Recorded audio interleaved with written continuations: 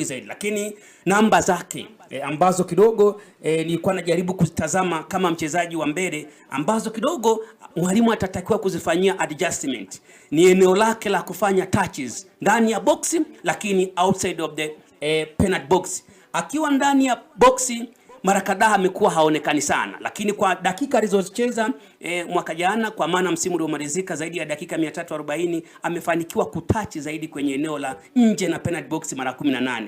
Ukijaribu kutazama dakika na mazingira aliyoyatachi ni kidogo mno, manake hapa ni lazima ajaribu kufanya organization ya kustress nguvu ili timu iweze kufanya vizuri, kwa sababu timu inamhitaji yeye vizuri aweze kucheza na kutengeneza mazingira makubwa ya kuisaidia timu kwenye performance kubwa.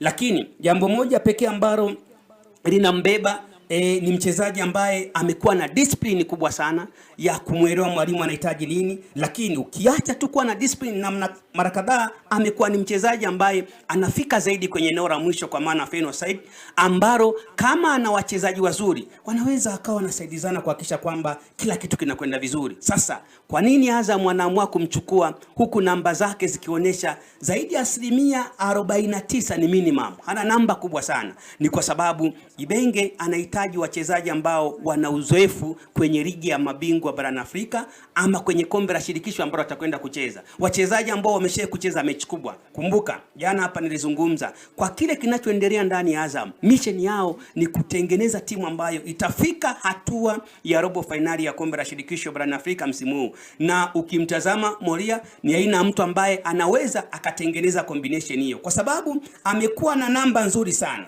Zaidi ya 35% ni mchezaji mzuri sana kuchezesha timu. Minti sasa unaweza ukaona kwa taarifa za ndani kama tetesa ambazo tumeziona kwa Azam kwamba kuna uwezekano mkubwa kwamba Idi Nado ana uwezo wa kusalia ndani ya timu ya Azam. Na kwa taarifa za tetesi hizo umeona kiwango cha pesa ambacho kimewekwa zaidi ya milioni 800 zinaweza zikambakiza ndani ya timu, kwa sababu tulizungumza hapa kwamba huyu sio mchezaji wa kumwachia. Sasa especially mfano Idi Nado anasalia ama anabaki. Sasa anaposalia Idi Nado ambaye atalazimika of course labda kupokea mshahara mkubwa wa milioni 20, mkataba kwa miaka 2, kwa maana mkataba ule ambao tunaweza tukajua kila msimu milioni 400, kwa namna anavyoichezesha timu Heno Moria, manaka akiungana na Idi Nado anatengeneza bara jingine pembeni.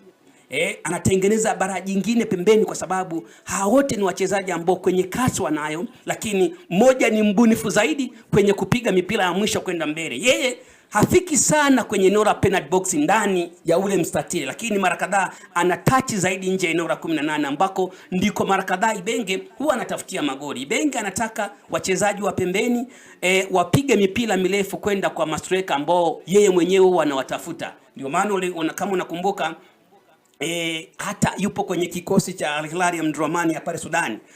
Jean Florent Ibenge alikuwa na watu wawili wazuri sana ambao walikuwa nafanya kazi kubwa ya kupiga mipira katikati, wakishafanya lance, wakishafanya dribbling, ambazo wakishafika pembeni wanapiga cross ndani ili masweka wazimaliziwe. Namkumbuka sana Jean Grimgisha ambaye alikuwa anafanya kazi hiyo pamoja na Kolbari. Hawa walikuwa wanafanya runs kwenye kikosi cha Al Hilal ya Mdramani.